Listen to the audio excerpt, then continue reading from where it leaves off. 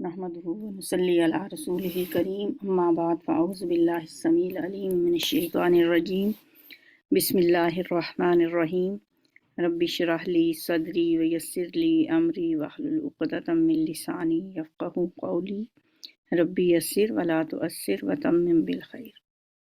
सूरतुल आदियात।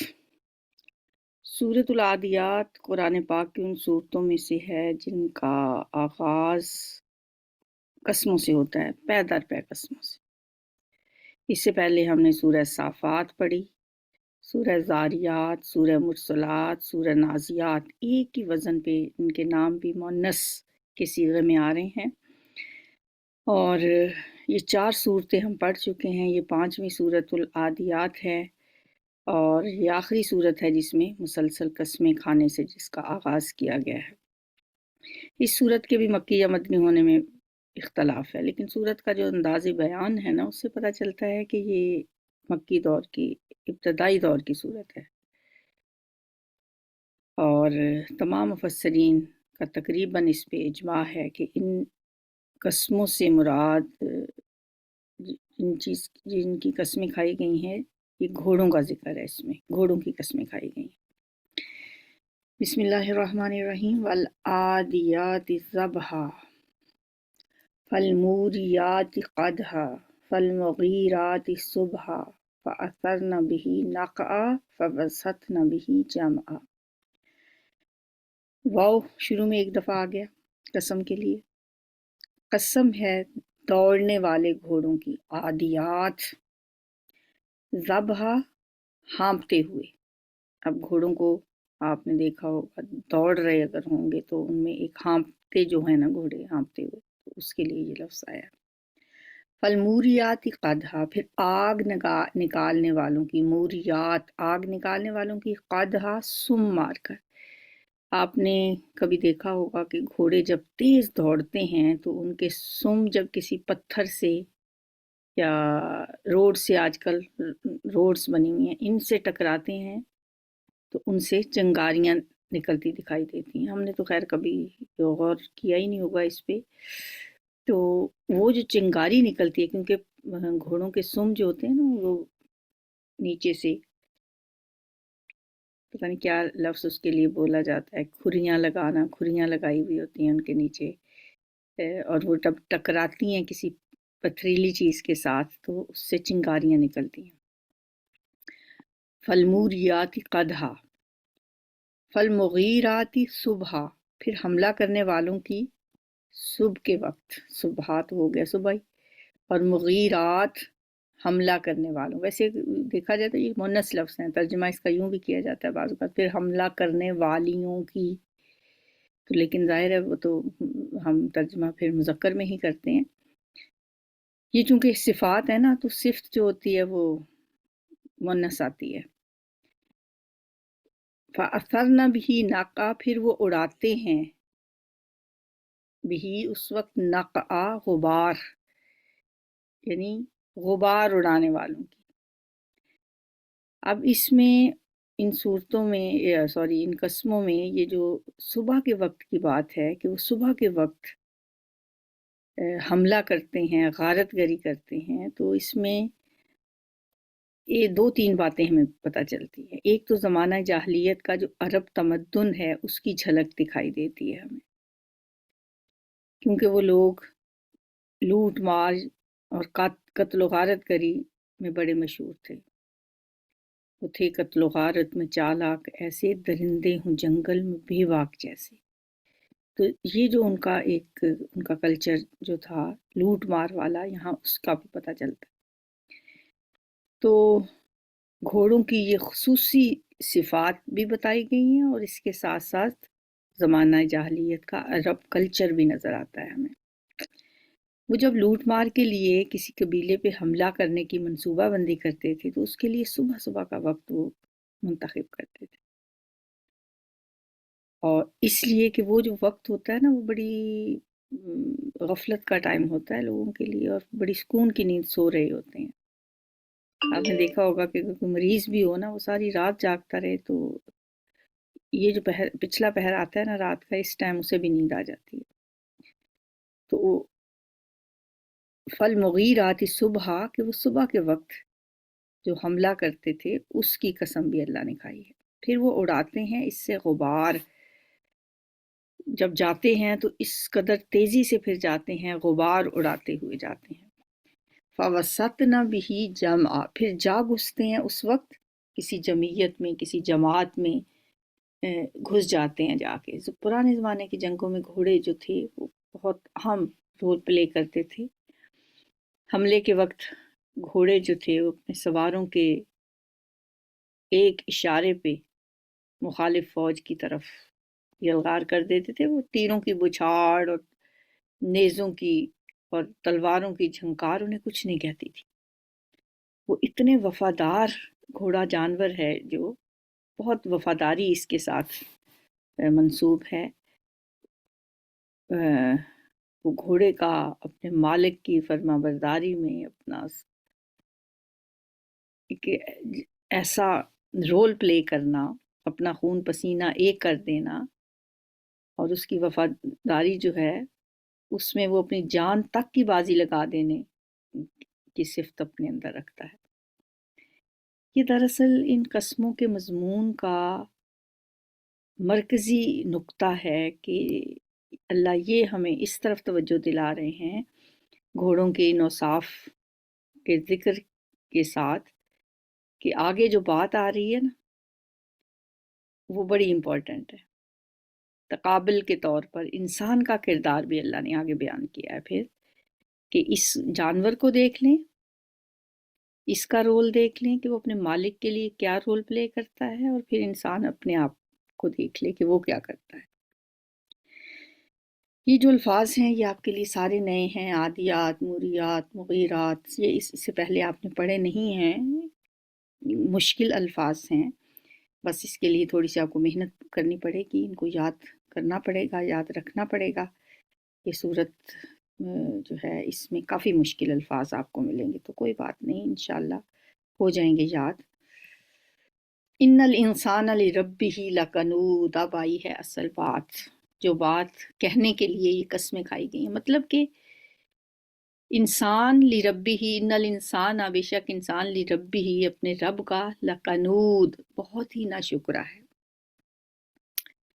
ایک طرف وہ جانور ہے جو اپنے مالک کے ایک اشارے پہ اپنی جان تک قربان کرنے کے لیے تیار بیٹھا ہے، حالانکہ وہ مالک ہے اس کا خالق نہیں ہے، صرف اس کے کھانے پینے کا انتظام کرتا ہے.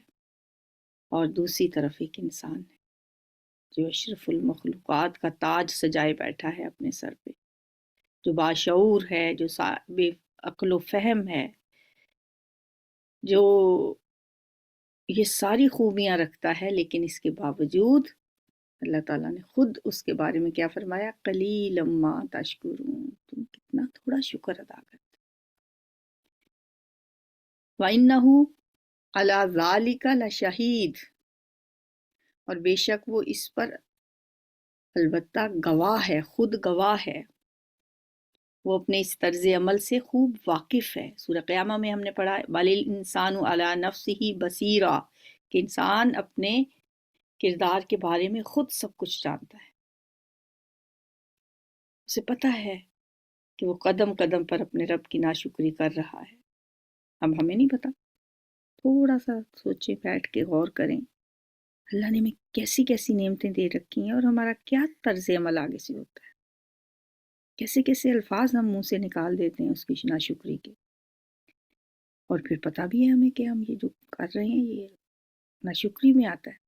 وَإِنَّهُ عَلَى ذَلِكَ لَشَهِيدٌ وَإِنَّهُ لِحُبِّ الْخَيْرِ لَشَدِيدٌ، اور بے شک وہ مال کی محبت میں یقیناً بہت سخت ہے. خیر مال کے لیے ہے. مال و دولت کی محبت میں اکثر اوقات انسان حلال و حرام کی تمیز تک بھلا دیتا ہے اور اپنے ضمیر کی ملامت کی پرواہ بھی نہیں کرتا. افلا یعلم اذا بعثر ما فی القبور، تو کیا وہ نہیں جانتا، اذا جب بعثر نکال باہر کیا جائے گا، یہ لفظ ہم نے پیچھے پڑھا تھا، ما فی القبور، جو کچھ قبروں میں ہے، وحصل ما فی الصدور، اور ظاہر کر دیا جائے گا جو کچھ سینوں میں ہے۔ ہائے ہائے، وہ وقت یاد کریں ذرا، آج ہم کیا کچھ چھپائے بیٹھے ہیں اپنے سینوں میں، کیسی کیسی باتیں ہم سوچتے ہیں، پلاننگ کرتے ہیں، غلط بھی کرتے ہیں، کہتے ہیں کسی کو کیا پتہ چلے۔ وَحُصِّلَ مَا فِي الصُّدُورِ، جو کچھ بھی سینوں میں چھپائے رکھا ہے وہ سب نکال باہر کیا جائے گا۔ إِنَّ رَبَّهُمْ بِهِمْ يَوْمَئِذٍ لَخَبِيرٌ، بے شک ان کا رب ان سے اس دن یقیناً خوب خبردار ہوگا، پوری طرح واقف ہوگا، اسے ان کے تمام کاموں کا علم ہے، اور اس دن وہ ان میں سے ایک ایک کا حساب لے گا۔ اللہم حاسبنا حسابا یسیرا، یا اللہ اس دن ہم سے آسان حساب لینا۔ سورۃ القاریہ، بسم اللہ الرحمن الرحیم۔ القاریۃ ما القاریہ وما ادراک ما القاریہ، کھٹکھٹانے والی، کیا ہے کھٹکھٹانے والی، اور آپ کیا جانیں کہ کیا ہے کھٹکھٹانے۔ قرأ کے معنی ایک چیز کو کسی دوسری چیز پر زور سے مارنے کے ہیں، جیسے دروازے کو زور سے کھٹکایا جاتا ہے۔ قاریہ کا لفظ ہولناک حادثے کے لیے بھی بولا جاتا ہے۔ وہ قیامت جب آئے گی تو پوری کائنات کو کھٹکھٹا ڈالے گی، دنیا کی ہر چیز کو تہہ بالا کر دے گی، تمام سیارے آپس میں ٹکرا جائیں گے، جس سے خوفناک دھماکے ہوں گے اور بہت خوفناک آوازیں پیدا ہوں گی۔ اس لیے قیامت کے لیے القاریہ کا لفظ آیا ہے۔ یوم یکون الناس، جس دن ہوں گے لوگ، کل فراشی، پروانوں کی طرح، پتنگوں کی طرح۔ کیسے پتنگے؟ مبثوث، بکھرے ہوئے۔ وتکون الجبال، اور ہو جائیں گے پہاڑ، کالعہن المنفوش، کالعہن، روئی کی طرح، اون کی طرح، روئی نہیں اون، منفوش، دھنکی ہوئی، اور پہاڑ دھنکی ہوئی اون کی طرح ہو جائیں گے۔ بلکہ العہن جو ہے نا، رنگ دار اون کو کہتے ہیں، رنگین اون عام اون سے بھی زیادہ ہلکی ہوتی ہے۔ آپ نے اون تو دیکھی ہوگی، سویٹرز کے اوپر بعض اوقات ایک برسا آ جاتا ہے، اس سے تھوڑا سا اتاریں ایسے ہاتھ سے، بہت ہلکے ہلکے روئیں سے نکلتے ہیں۔ ایک تو وہ ویسے ہی ہلکے ہوتے ہیں، پھر رنگین اون کہا جاتا ہے کہ وہ اور زیادہ ہلکی ہوتی ہے۔ منفوش کے معنی میں دھنکی ہوئی کا مفہوم پایا جاتا ہے، یعنی پہاڑ اپنی جگہ پر قائم نہیں رہ سکیں گے۔ وہ پہاڑ جو زمین پہ میخوں کی طرح سے گاڑے گئے ہیں، اس دن وہ اتنے بے وزن ہو جائیں گے کہ ریزہ ریزہ ہو کر رنگدار اون کی طرح ہوا میں اڑ رہے ہوں گے۔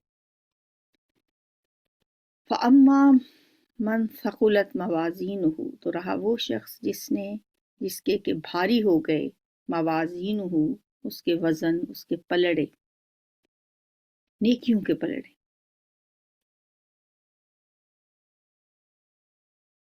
اس بارے میں موازین جو ہے اس سے مراد نیکیوں کا وزن ہے، یعنی حساب کے وقت ہر شخص کی نیکیوں کا وزن کر کے دیکھا جائے گا کہ یہ وزن جو ہے یہ اس کے جو مطلوبہ معیار ہے اس کے مطابق ہے یا نہیں، یعنی جنت میں جانے کے لیے جو ٹکٹ اس کو چاہیے کیا وہ اس سے مل سکتا ہے۔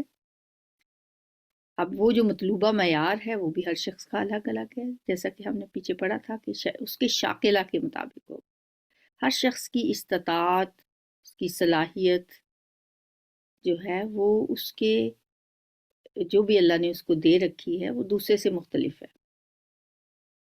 اور ہر شخص جو ہے وہ اپنی اس استطاعت یا اپنے اس شاکلہ کے مطابق ہی اللہ کے ہاں مکلف ہو۔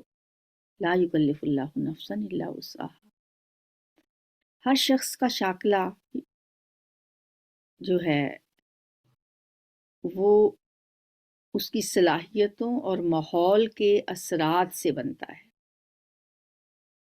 اور پھر اس شخص کے جو اعمال ہیں ان کا جب وزن ہوگا تو وہ اس چیز کو دیکھ کے ہوگا. آپ دیکھیں ایک شخص پڑھ لکھ کے اعلیٰ ڈگریاں لے لیتا ہے، دنیا کا ہر کام وہ کر لیتا ہے، اس کا شاکلہ اللہ نے ایسا بنایا ہے یا اس کو ماحول بھی ایسا ملا کہ وہ مطلب تعلیم میں بھی آگے بڑھ گیا اور ہر لحاظ سے سوچنے سمجھنے کی صلاحیتیں بھی اس کی دوسروں سے بہتر ہیں. ایک وہ شخص ہے جو بالکل ایک غلام ہے یا وہ ایک غریب شخص ہے یا اس کا ماحول بھی ایسا نہیں تھا، اس کے ماں باپ بھی ایسے نہیں تھے جو اس کو تعلیم بھی دلواتے. تو اور دونوں کے جس طرح دنیا میں زندگی میں فرق تھا وہاں پہ اس سے حساب کتاب میں بھی فرق ہوگا. یہ بات ہم کئی دفعہ ڈسکس کی ہے. تو بہرحال اس کی ہر شخص کی نیکیوں کا وزن جو ہوگا اس کا ایک خاص معیار مقرر کر دیا جائے گا. اگر تو اس کی نیکیوں کے جو وزن ہیں وہ اس کے مطابق ہوئے، اس کے معیار کے مطابق جو مقرر تھا تو اسے کامیابی مل جائے گی. پھر فَهُوَ فِي عِيشَةٍ رَاضِيَةٍ تو وہ عیش و عشرت کی زندگی میں چلا جائے گا. سبحان اللہ، پسندیدہ زندگی میں ہوگا.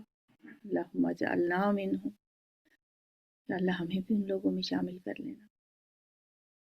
وَأَمَّا مَنْ خَفَّتْ مَوَازِينُهُ اور رہا وہ جو کہ ہلکے ہو گئے اس کے وزن، اس کے پلڑے، اس کا کیا بنے گا؟ فَأُمُّهُ ہاویہ تو اس کا ٹھکانہ ہاویہ ہے. استغفر اللہ، اللہم لا تجعلنا منہم. وما ادراک ما ہی، آپ کو کیا پتا کہ وہ کیا ہے. ہاویہ کا آپ کو کوئی اندازہ ہی نہیں ہے کہ ہاویہ کیسا ٹھکانہ ہے. نار حامیہ، وہ بھڑکتی ہوئی آگ ہے، دہکتی ہوئی آگ ہے. اللہم اجرنا من النار، اللہم اجرنا من النار، اللہم اجرنا من النار یا مجیر یا مجیر یا مجیر. سورۃ التکاثر، بسم اللہ الرحمن الرحیم. الہاکم التکاثر، غافل کر دیا تمہیں کثرت کی بہتات کی حرص نے. الہا غافل کر دینا، تکاثر کثرت، کثرت کی خواہش، بہتات کی طلب. تکاثر کے معنی مال جمع کرنے میں ایک دوسرے سے سبقت لے جانے کے بھی ہیں اور مال کی کثرت پر فخر کرنے کے بھی ہیں. دولت انسان کے پاس جتنی بھی ہو نا، اس کی طبیعت یہی چاہتی ہے کہ اسے اور مل جائے اور مزید حاصل کرنے کے لیے وہ کوششیں کرتا رہتا ہے. آپ نے دیکھا ہوگا بڑے دولت مند لوگوں کو بھی کہ بس وہ آگے ہی آگے انویسٹمنٹ کر رہے ہیں، آگے ہی آگے کاروبار بڑھا رہے ہیں، بڑھاتے ہی چلے جاتے ہیں. کہیں پہ سکون نہیں ہے کہ بس اب زندگی کی تو کتنی ہے انسان کی کہ ایک زندگی کے لیے اتنا کافی ہے. یہ کہتے ہوئے نہیں آپ نے سنا ہوگا کسی. حتیٰ زرتم المقابر، یہاں تک کہ تم قبروں کو پہنچ جاتے. کتنی بڑی حقیقت اللہ تعالیٰ نے اس صورت میں ہمیں بتا دی. زندگی کا ایک فلسفہ ہے سمجھا دیا گیا یہاں سے پہ انسان کے بارے میں کہ انسان کی سوچ کیا ہے، انسان کرتا کیا ہے. انسان اللہ نے پیدا کیا ہے، اللہ کو اس کی نیچر کا بھی پتہ ہے. قبروں تک پہنچ جاتا ہے لیکن اس کی مال و دولت کی حرص اور ہوس ختم نہیں ہوتی. ساری عمر اسی کوشش میں لگا دیتا ہے، مرتے دم تک یہ فکر اس کا پیچھا نہیں چھوڑتی. انسان کی ہوس کے پیمانے کو صرف قبر کی مٹی بھر سکتی. حدیث نبوی ہے، لو کان لابن آدم وادیان من مال لابتغى وادیا ثالثا فلا یملأ جوف ابن آدم الا التراب.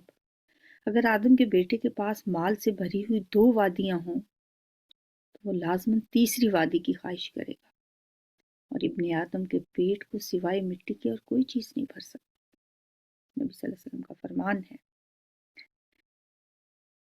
और सूरह नबा की जो आयत थी वो भी, अगली आयत और सूरह नबा की आयत, ये दोनों हम देखेंगे कि मिलती जुलती हैं। कल्ला सौफ तालमून, हरगिज नहीं, अनकरीब तुम जान लोगे। वहां पे हमने पढ़ा था सूरह नबा में, कल्ला सयालमून सुम्मा कल्ला सयालमून, हरगिज नहीं तुम वो जल्दी जान लेंगे, फिर हरगिज नहीं वो जल्दी जान लेंगे। यहाँ पे है, वहां पे सयालमून था, सीन का मतलब भी वही है, और यहाँ पे सौफा, कल्ला सौफ तालमून, हरगिज नहीं तुम जान लोगे, सुम्मा कल्ला सौफ तालमून, फिर हरगिज नहीं तुम जल्दी जान लोगे। पता चल जाएगा, तुम्हारे सामने हर चीज आ जाएगी। अभी तो तकासुर के नशे में मस्त होने की वजह से मौत के मुतालिक सोचना भी तुम्हारे लिए एक मुश्किल बात है, लेकिन वो वक्त भी दूर नहीं है जब मौत खुद आके तुमसे मुलाकात करे। कुल इन्नल मौत अल्लती तफिर्रून मिन्हु फइन्नहु मुलाकीकुम, नबी सल्लल्लाहु अलैहि वसल्लम आप कह दीजिए कि वो मौत जिससे तुम भागते हो वो तुमसे मुलाकात करके रहेगी। सुम्मा तुरद्दूना इला आलिमिल गैबि वश्शहादति फयुनब्बिउकुम बिमा कुंतुम तामलून, फिर तुम्हें लौटा दिया जाएगा उस हस्ती की तरफ जो गैब और जाहिर का जानने वाला है, फिर वो तुम्हें बता देगा जो कुछ तुम करते रहे थे। जो ही तुम्हारी आंखें बंद होंगी वो सारी हकीकतें खुलकर तुम्हारे सामने आ जाएंगी, जिनसे इस वक्त तुम अवॉइड करते रहते हो। उस दिन लग पता जाएगा। सौफ तालमून का लफ्ज़ जब भी आता है ना, सयालमून या सौफ यालमून सौफ तालमून, मुझे ऐसे लगता है जैसे कोई उंगली उठा के कह रहा है तुम्हें पता लग जाएगा, एक दिन तुम्हें लग पता जाएगा। कल्ला लौ तालमून इल्मल यकीन, हरगिज नहीं, काश के तुम जान लेते यकीन का जानना। वैसे तो हम जानते ही हैं कि क़यामत आएगी, जानते हैं मरना है, लेकिन हमारा यकीन का जानना नहीं है। हालांकि ये यकीनी बात है, काश तुम्हें इसका शऊर होता, काश तुम जान लेते।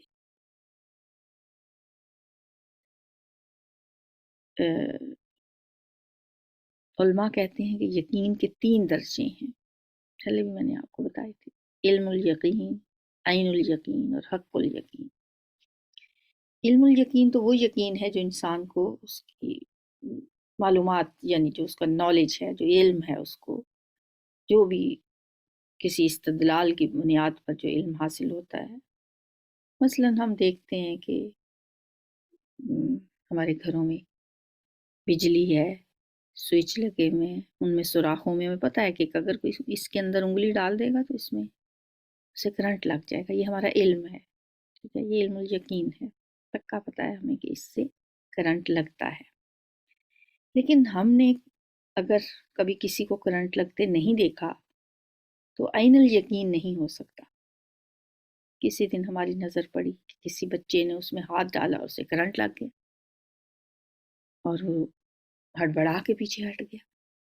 अब हमने आंख से देख लिया तो अब हो गया हमें ऐनुल यकीन के वाकई भाई ये जो बिजली के तार हैं ये तो इंसान को इसी तरह से हर्ट कर देते हैं जिस तरह से मैंने सुना था।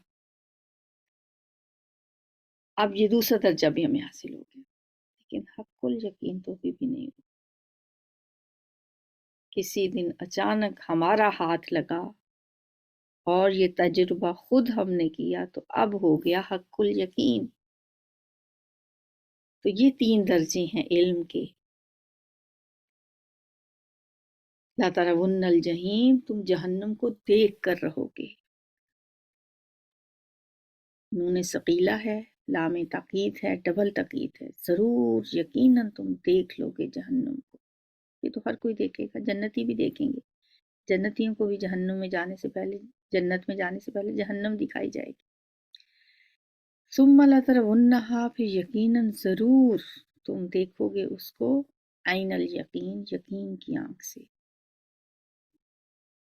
پہلے علم الیقین کا لفظ آیا، اب عین الیقین، یقین کی آنکھ سے دیکھو گے۔ جب نظر کے سامنے آ جائے گی، اب تو ہمارا علم الیقین ہے کہ ہاں ہے، جہنم بھی ہے، لیکن جب دیکھ لو گے تو عین الیقین ہو جائے گا۔ اللہ تعالیٰ جہنم کے بارے میں کسی کو حق الیقین نہ کروائے۔ اللہم انی اسألک رضوانک والجنہ ونعوذ برحمتک من النار۔ ثم لتسألن، پھر ضرور بضرور تم پوچھے جاؤ گے۔ اب دیکھیں یہ تینوں الفاظ جو ہیں نا، ان میں بہت زور ہے۔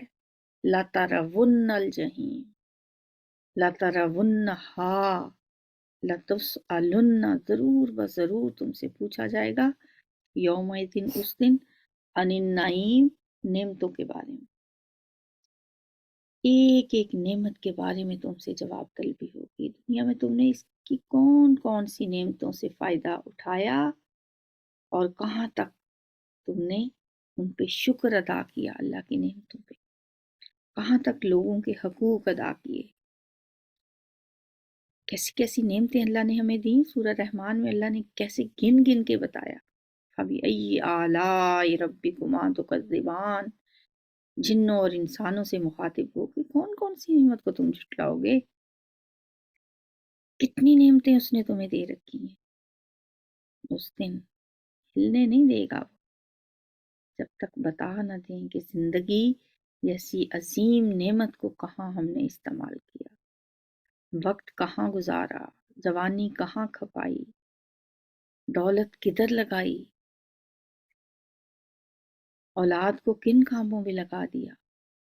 ثم لتسألن یومئذ عن النعیم، وہ پوچھ کے رہے گا۔ اللہ تعالیٰ سے دعا ہے کہ وہ ہمیں اس دن کی تیاری کرنے کی توفیق عطا فرمائے۔ ہم اس دن کے لیے اپنے آپ کو ابھی سے غور و فکر کریں، سوچیں سمجھیں اور اس کی تیاری میں ابھی سے لگ جائیں۔ اور قرآن کی آیات جو ہیں ان کے یہ ہمیں جھنجھوڑ تو دیتی ہیں ایک وقت میں، لیکن اس کے بعد ہم پھر بھول جاتے ہیں۔ اللہ تعالیٰ ہمیں عمل کی توفیق دے۔ بسم اللہ الرحمن الرحیم۔ سورۃ العصر۔ سورۃ العصر جو ہے یہ بہت مختصر سورت ہے قرآن کی، اور بہت جامع ترین سورت ہے۔ اس کی جامعیت کے بارے میں امام شافعی فرماتے ہیں کہ اگر قرآن میں سوائے اس سورت کے کچھ اور نازل نہ بھی ہوتا تو لوگوں کی ہدایت کے لیے یہی کافی تھی۔ اور وہ یہ بھی فرماتے ہیں کہ اگر لوگ صرف اسی ایک سورت پر غور کر لیں تو یہ ان کے لیے کافی ہو جائے گی۔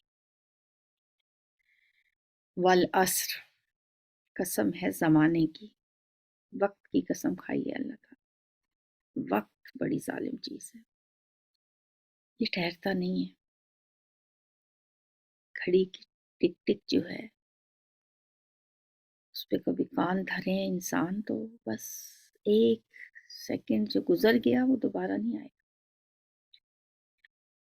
ایک بزرگ فرماتے ہیں کہ میں نے سورہ عصر کا مفہوم ایک برف بیچنے والے سے سمجھا جو آواز لگاتا ہے، لوگوں اس شخص پہ رحم کرو جس کا سرمایہ پگھلا جا رہا ہے۔ مجھے اس سے سمجھ آئی، میری زندگی کا سرمایہ بھی پگھل رہا ہے۔ گھڑی کی ٹک ٹک کیا بتاتی ہے ہمیں کہ میری زندگی سے یہ وقت ختم ہو رہا ہے۔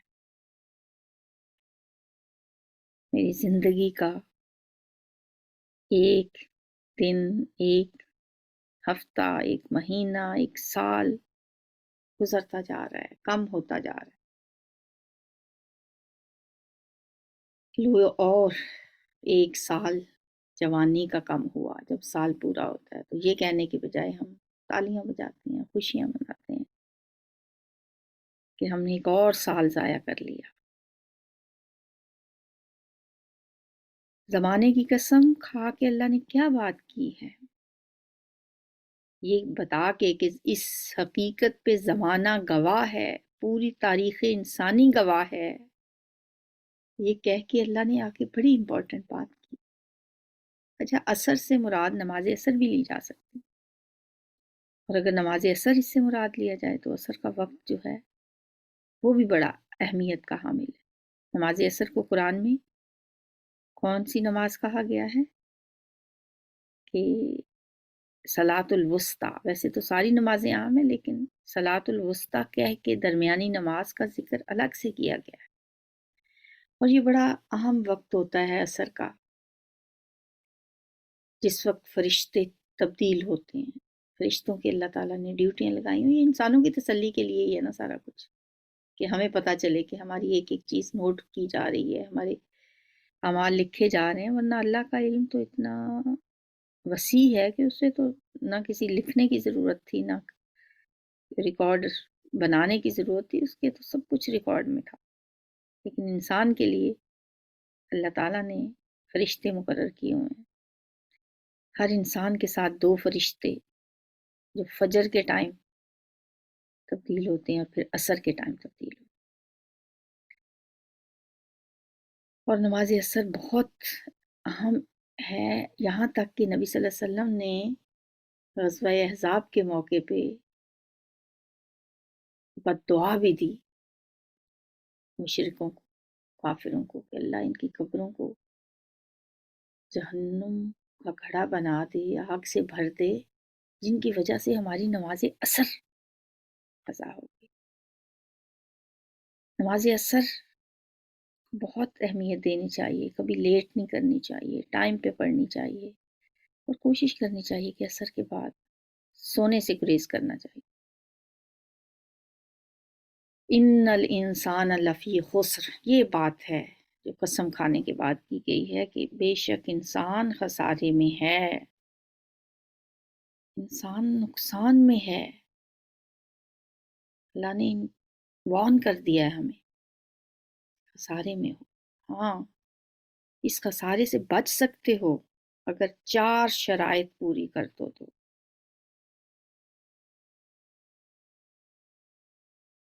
یہ نہ کوئی سمجھے کہ بس ان 4 میں سے 2 تو میں کر ہی دیتا ہوں، 3 شرائط تو میں نے پوری کر ہی لی ہیں، بس ایک رہ گئی ہے۔ نہیں، کامیابی کے لیے 4 شرائط پہ عمل کرنا ضروری ہے۔ وہ 4 شرائط کیا ہیں؟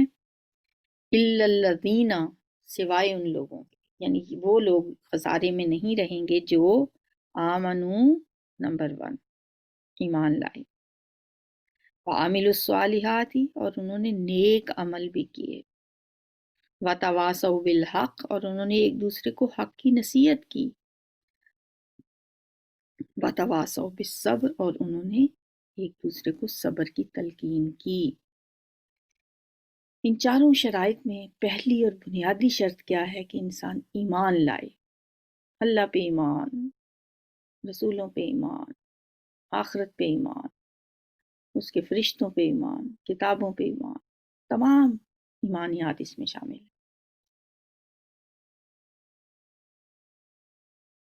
یعنی انسان صرف دل میں نہ رکھے یہ بات کہ ہاں مجھے پتہ ہے کہ اللہ ایک ہے، مجھے پتہ ہے کہ رسالت پہ ایمان لانا، پھر اللہ کو ماننے کے بعد، اللہ پہ ایمان لانے کے بعد اللہ کی ساری باتیں بھی ماننی ہیں۔ رسولوں پہ ایمان لانے کا مطلب کیا ہے، اس کا تقاضا کیا ہے کہ اب جو کچھ تعلیمات وہ لے کے آئے ہیں ان تعلیمات کو بھی ماننا ہے۔ ایمان کے بعد دوسری شرط ہے، سمجھو کہ ایمان کے تقاضے، ان عملی تقاضوں کو پورا کرنا ہے۔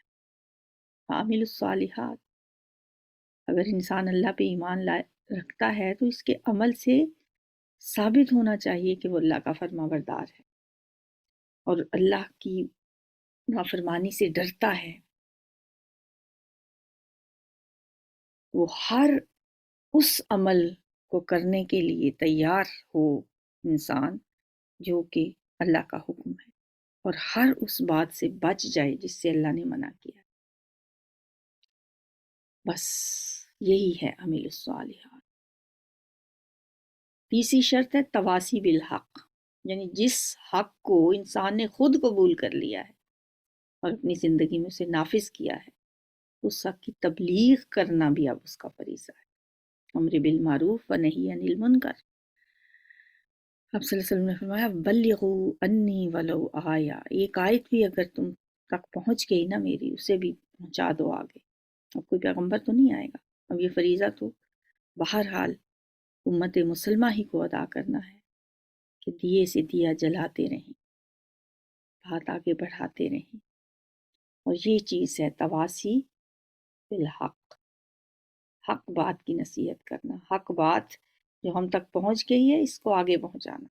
اب جیسے ہم نے قرآن پاک پڑھ لیا الحمدللہ، تو بس صرف اسی پہ خوش نہ ہوتے رہیں کہ ہم نے تو پڑھ لیا، اب کوئی پیغمبر آئے گا کیا؟ یہ آگے ہم نے ہی پہنچانا ہے، اور اس کے بارے میں پوچھ ہونی ہے اپنی استطاعت کے مطابق جتنا کوئی کر سکتا ہے۔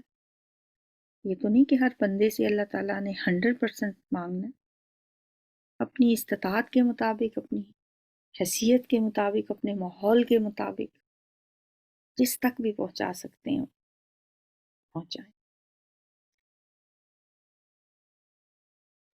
اللہ کا جو بندہ بھی یہ کام کرے گا، تواسی بالحق کرے گا، اس خیر کو آگے پہنچانے کے لیے میدان عمل میں آئے گا، تو پھر شیطانی قوتوں کی مخالفت بھی اس کے لیے لازمی ہے،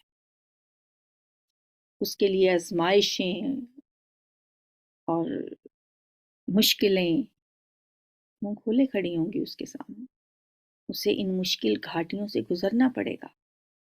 اس راستے پہ چلتے ہوئے اسے خود بھی پھر صبر کرنا ہے، لوگوں کی کڑوی کسیلی باتیں بھی سننی ہیں۔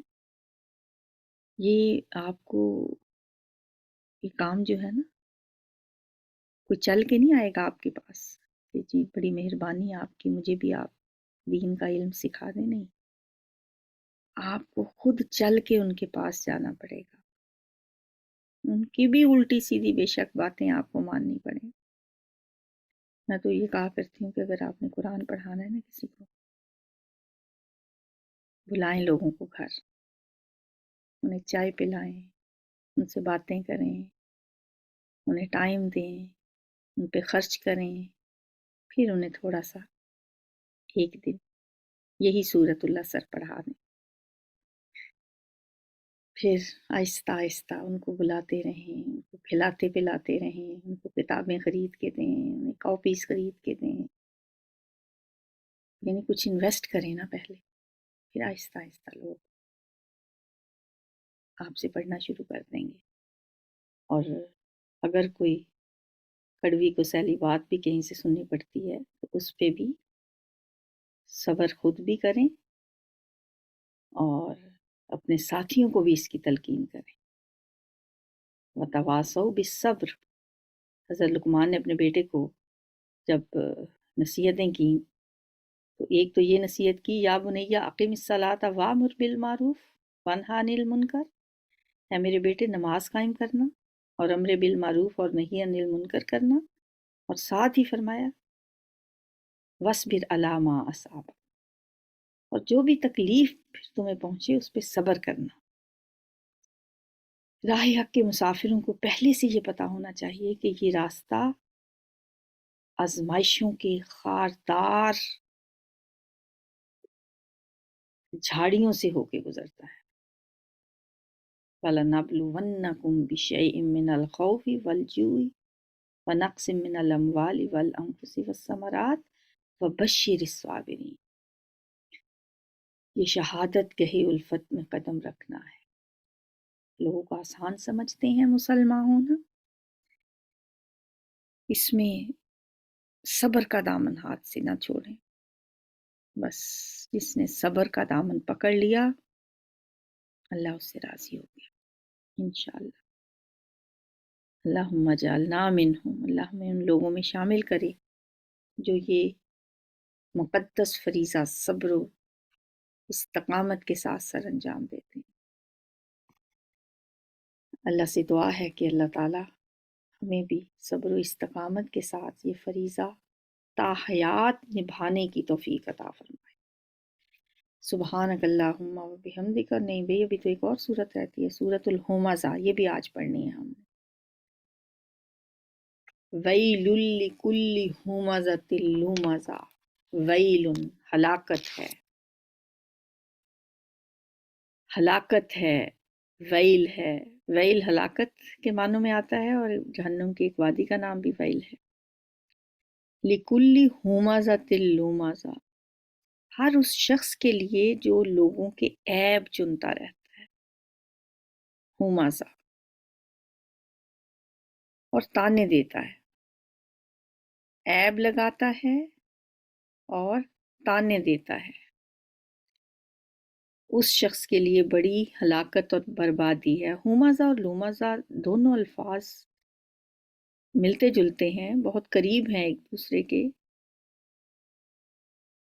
اہل لغت کہتے ہیں کہ روبرو تانا زنی کرنے والے کو ہمزہ کہتے ہیں، جو منہ در منہ، اس کا بعض اوقات آپ کو ترجمہ منہ در منہ تانا زنی بھی ملے گا، کہ منہ پہ جو تانے دیتا ہے نا، اسے کہتے ہیں ہمزہ، اور جو چھپ کے پیچھے پسے پشت کسی کی برائی کرتا ہے اسے لومازہ کہتے ہیں۔ اور بعض اہل زبان نے اس کا معنی اپوزٹ بھی کیا ہے، اس کے برعکس بھی، یعنی لومازہ کا جو میں نے بتایا وہ انہوں نے ہمزہ کا بتایا۔ حضرت عبداللہ ابن عباس کا قول ہے کہ ہر چغلی کھانے والے، دوستوں میں جدائی اور تفرقہ ڈالنے والے، بے قصور انسانوں میں نقص نکالنے والے کو ہمزہ اور لومزہ کہتے ہیں۔ بہرحال یہ خامیاں جو ہیں ہم میں پائی جاتی ہیں، یہ دونوں ہی ہم انسانوں میں بہت کثرت سے یہ چیزیں پائی جاتی ہیں۔ الذی جمع مالا و عددہ، وہ جو جس نے اس نے جمع کیا مال و عددہ، اور اسے گن گن کر رکھا، جس نے اپنی زندگی کی ساری کوششیں اسی ایک کام میں کھپا دیں کہ مال کمانا کیسے ہے، پھر اس کا حساب رکھتا رہا، ساری زندگی اسی میں برباد کر دی، یہی سوچ سوچ کے خوش ہوتا رہا کہ اس مہینے میرے اکاؤنٹ میں اتنے پیسے آ گئے ہیں، پچھلے سال کے مقابلے میں میرا منافع اس دفعہ اتنا ہوا ہے، میرے اثاثے اتنے بڑھ گئے ہیں۔ اب بعض لوگوں کو دیکھیں کہ یا وہ مال کمانے میں وقت لگا رہے ہوتے ہیں، یا مال کے بارے میں باتیں کر رہے ہوتے ہیں، بس آج اتنا کما لیا، آج اتنا رہ گیا، آج اتنا اس کو دے دیا۔ مطلب جو کوئی اپنے لیے بھی ٹائم نکالتے ہیں نا، کوئی کھانے کا ٹائم، کوئی بچوں کے ساتھ بیٹھنا، کوئی دوستوں کے ساتھ، اس میں بھی موضوع گفتگو مال ہی ہوتا ہے۔ دیکھیں اللہ نے انسان کی کیسی اندر کی بات بتا دی نا، وہ خالق ہے نا، اسے پتہ ہے۔ الذی جمع مالا و عددہ، صرف یہی نہیں کہا وہ مال جمع کرتا ہے، مال جمع بھی کرتا ہے، پھر اسے گن گن کے رکھتا ہے۔ ایحسب ان مالہ اخلدہ، کیا وہ سمجھتا ہے کہ اس کا مال ہمیشہ اس کے پاس رہے گا؟ کیا یہ خیال ہے اس کا؟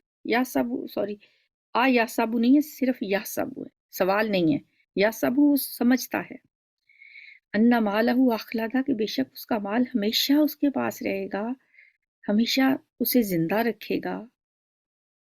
یہ معنی بھی اس کا ہو سکتا ہے، ہاں یہی بلکہ اس کا صحیح معنی ہے۔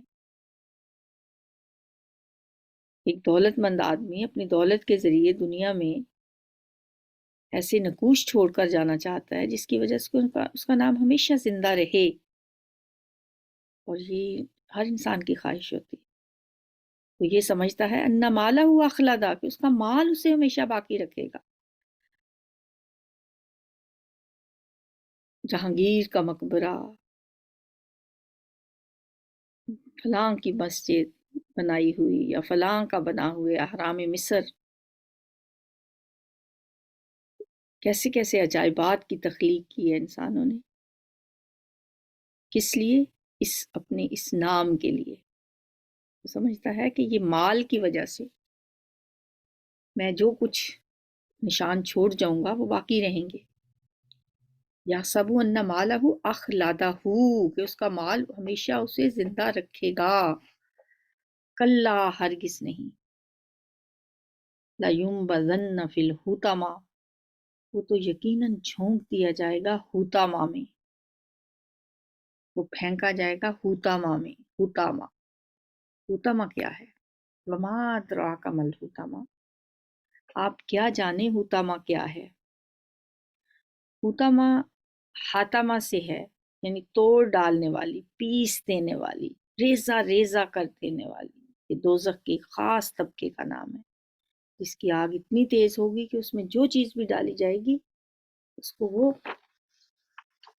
جلا کے راکھ کر دے گی، پیس کر رکھ دے گی۔ وما ادراک ما الحطمہ، آپ کیا جانے وہ حطمہ کیا ہے؟ نار اللہ الموقدہ، وہ آگ ہے اللہ کی بھڑکائی ہوئی۔ التی، وہ جو تطلیع، پہنچ جائے گی، علی الافئدہ، دلوں تک۔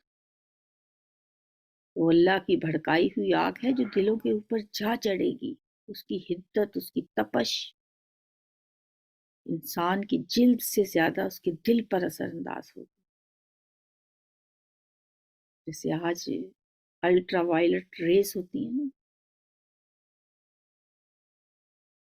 انسان نے ان ریز سمیت آگ اور حرارت کی کئی قسمیں ایجاد کر لیں۔ آج انسان کے لیے ہوتاما کی جو خصوصیت ہے، اس کی جو شدت ہے، اس کو سمجھنا آسان ہو گیا ہے۔ ہو سکتا ہے کوئی ایٹمی حرارت کی کوئی شکل ہو ہوتاما۔ ایٹم سے جو حرارت پھیلتی ہے وہ براہ راست آگ نہیں ہوتی، لیکن انسان کے وجود کو ختم کر دیتی، اندر سے ختم کر دیتی۔ تو نار اللہ الموقدہ التی تطلی علی الافئدہ، جو دلوں کے اوپر جا چڑھے گی۔ انہا علیہم موصدہ، بے شک وہ آگ ان پر بند کر دی جائے گی، موصدہ۔ تو میں سوچتی ہوں کہ جیسے ہم پریشر کوکر کو بند کرتے ہیں نا، تو ساری حرارت اس کے اندر رہ جاتی ہے۔ ہم چاہتے ہیں کہ تمام حرارت جو اس کی جو بھاپ ہے وہ اندر ہی رہے۔ تو اللہ بھی یہ جو فرما رہے ہیں نا، انہا علیہم موصدہ، وہ آگ ان پہ بند کر دی جائے گی۔ جیسے تنور میں آگ جلا کے اوپر سے اگر ڈھکن دے دیا جائے نا، تو وہ حرارت پھر اندر ہی رہتی ہے اور زیادہ اثر کرتی ہے۔ تو اللہ تعالیٰ بھی آگ بند کر دے گا تاکہ ان کی تکلیف کی شدت میں اضافہ ہو، انہیں زیادہ سے زیادہ تکلیف پہنچے۔ اللہم لا تجعلنا منہم، اللہم اجرنا من النار۔ فی آمد ممددہ، لمبے لمبے ستونوں، تو آگ لمبے لمبے ستونوں میں ان پہ بند کر دی جائے گی۔ سبحانک اللہم و بحمدک، نشہد ان لا الہ الا انت، نستغفرک و نستغفرک۔